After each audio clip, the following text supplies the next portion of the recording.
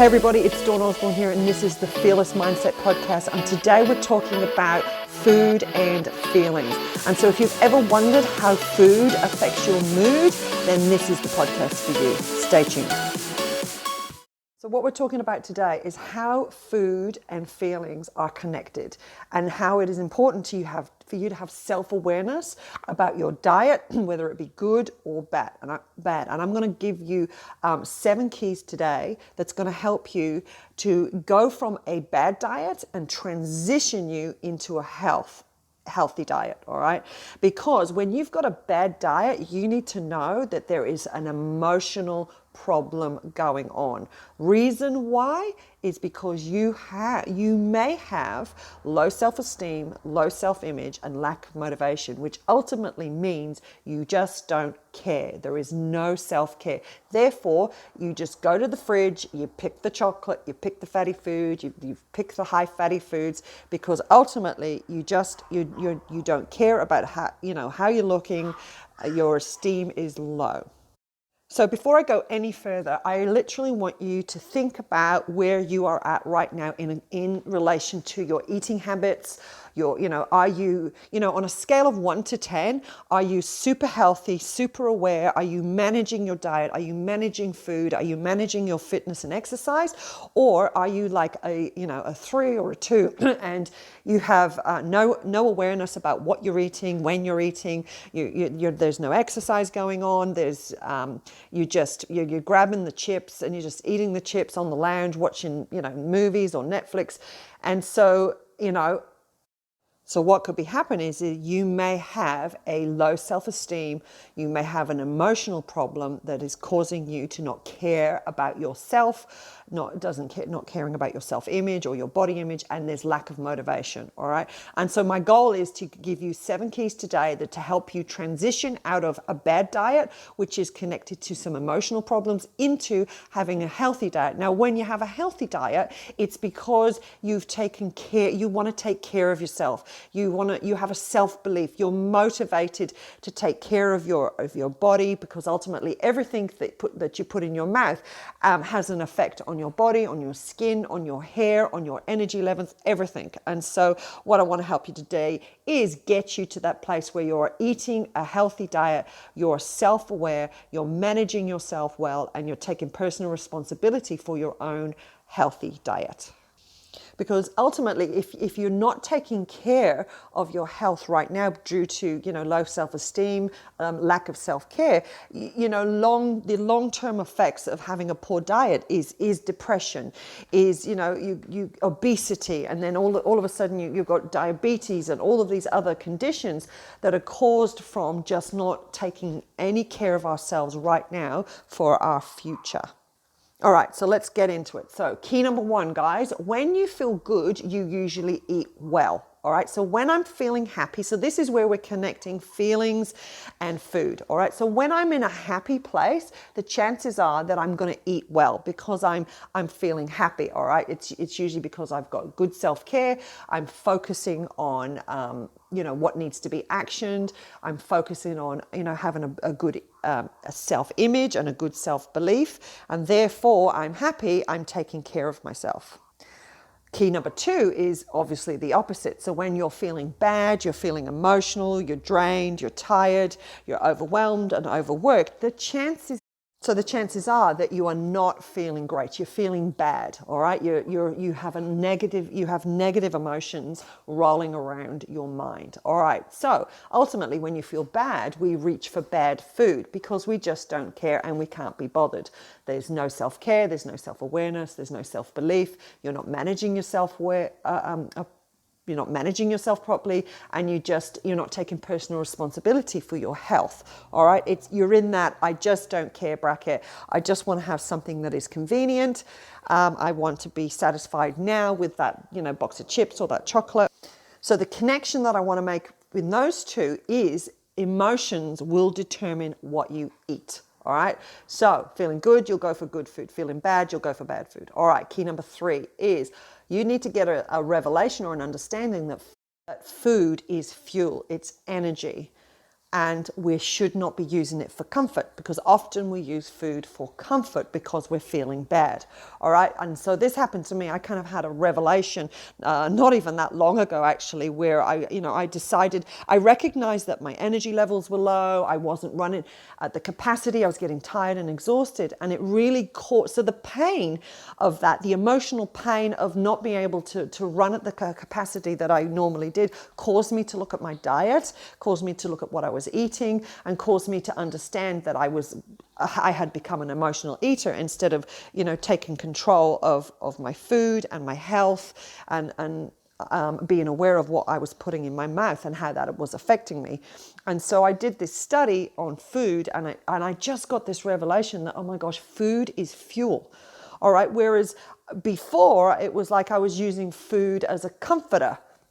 I come from a traditional farming background where, big meals, and there was a certain way that you ate. And then when I started to study, it was like, no, there's food is fuel, and it should be seen as that, and not an emotional comforter that makes us feel good when we eat it. So it was like I needed to disconnect the emotion from food and recognize that it was fuel. It was fuel, and that was a big epiphany for me. All right, number 4. Food is a physical reflection of your inner emotional state. All right, so you need to know that if you're get into the fridge and you're going for all the fatty foods, and you're binge eating or you're binge drinking, there could be some emotional stuff going on. So that is number 4. Food is a physical reflection of your inner emotional state. All right, number 5. Food affects your mood or your brain. It completely does. All right, so how does it affect your brain? Well, let's have a look to see if you've been programmed by food. This happened to me. Like I said, I come from a traditional farming background. I have amazing parents who always gave us an abundance of food, all right? And so, however, there was some programming that happened, and it might be familiar to you guys too. So it would look like this. So if you've been programmed with food, it's the pain and the pleasure principle. All right. So pain meaning there would be scarcity if you didn't. Okay, it sounds like this. If you don't eat all your dinner, there will be no dessert. So there was a pain associated to food. So the pain was, oh my gosh, I've got to eat all my dinner or I don't get my dessert. Or the other motivator, or the other the pleasure side of it could be we're programmed to be rewarded by food, which would sound like this: eat all your dinner and you will get your ice cream. So either way, what happens at childhood, we start to get programmed by food. So it's either a pain or a pleasure. So if it's a pain, it's been used as scarcity. Do what I say, or you don't get what you want. Or by the other way is for pleasure. Do what I say, and you'll get a reward. But either way, you've been conditioned by food. Okay, another area which is number 5 is that advertisers use programming around us for food to get us to buy as well. So what they do is they attach food to an emotion. So you only have to flick on the TV and look at the romantic couple, eating dairy milk chocolate, looking into each other's eyes, and there's an emotional connection. So what they're doing, they're saying basically, eat this chocolate with your loved one, and you're going to get the sense of love. You're going to have that emotion. So there we go. We're programmed by the advertisers. Another one would be Coca-Cola. So the Coca-Cola is always, if you watch Coca-Cola adverts, are always about, people and activity and belonging to a tribe. There's always like a bunch of young kids having fun, and that's giving you the sense that drink Coke and you'll get a sense of belonging. Or I'll give you one more with kids, with Kinder eggs, the little colourful eggs. They look at the little eggs and, oh my gosh, then there's a toy inside. So it's creating excitement and fun. So every time I had this with my kids. Every time we walked past, the confectionery aisle, obviously all the confectionery is low, so the kids can grab them, and they're like, Mom, I want this egg, because they want the surprise inside. So we're conditioned emotionally by advertisers and brands. All right, number 6 is you need to let go of childhood conditioning. All right, you need to let go of it. You need to figure out what and how you've been conditioned, and then get rid of it, because that is determine your emotional states. Because remember, I said food affects feelings, and feelings affects food. Did I say that right? Food affects feelings, and feelings affect food. All right. So, in essence, you need to be aware of the conditioning that you have received, and have a look at your childhood and how were you conditioned, and or have you received the same patterning around food as your parents, okay? Was your mum an emotional eater? Was your dad a binge eater? Or was your parents really healthy? Maybe too strict, they made you a vegan when you really wanted to eat meat. All of these things, all I'm doing is I want to bring you into awareness of what's happening in your mind and how it's affecting your emotions, because you need to know so that you can make better choices. All right, number 7, my final key for you to understand food and feelings is you need to have a healthy body image. Ultimately, I'm trying to get you to transition out of, a poor self-esteem, low self-image. I want you to move into, a better self-image, a better body image. And so you need to understand that there is a psychology that is happening around food. And so you need to know what you're thinking about food, what you're feeling about food, what actions you're taking, and what are the results. So for example, if I'm feeling bad, okay, if I'm feeling bad, obviously I'm reaching for bad food. If I'm reaching for bad food, then what is that? I have a poor self-image, because eating bad food is going to continue. I'm not going to look healthy. I might put on weight. And then basically the next thing is, well, how is that going to make you feel? Well, it's going to make you feel unattractive. All right. So what action are you going to take after that? Well, if I'm feeling unattractive and I have low self-esteem, well, guess what I'm probably going to do? I'm going to eat more food because I don't care and I can't be bothered.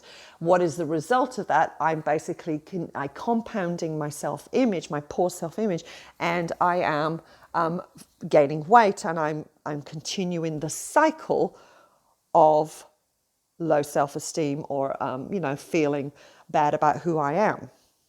However, on the flip side of that, okay, so if I'm feeling good and now I've got awareness about food, I've got awareness of why I'm eating food, when I'm eating it, if I'm sad, I'm eating bad food, when I'm happy, I'm eating good food, is that you want to have a good self-image and a good body image.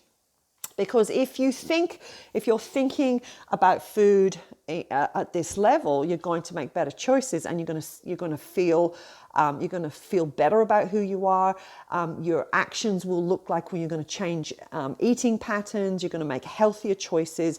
You're going to have epiphanies about how your emotions are connected to your food, and vice versa. Therefore, you want to take better self-care. The result of having a good body image is that you have, and I'm not saying a good body image is that you've got a six-pack and, you've got bulging muscles and, no cellulite. That's not what I'm saying. It's like accepting who you are right now, but you're making healthier choices because you have self-care and self-value and you want to be healthy. I'm not talking about being skinny, all right? I am not an advocate for being skinny. I'm an advocate for being healthy. And in this podcast, I really wanted you to know the connection between your emotions and your food and what you're eating and the choices that you're making when you're in emotion, whether it's a good one or a bad one. All right, I'm going to fly, guys. That was like, wow, I just poured out the 7 keys. Now, if you feel at all that I have triggered something in you and you're like, yep, I think I'm an emotional eater. I think I've got some, self-esteem issues that I need to address. Look, I want to help you. Okay. This is what I do. I help people with, who need emotional healing.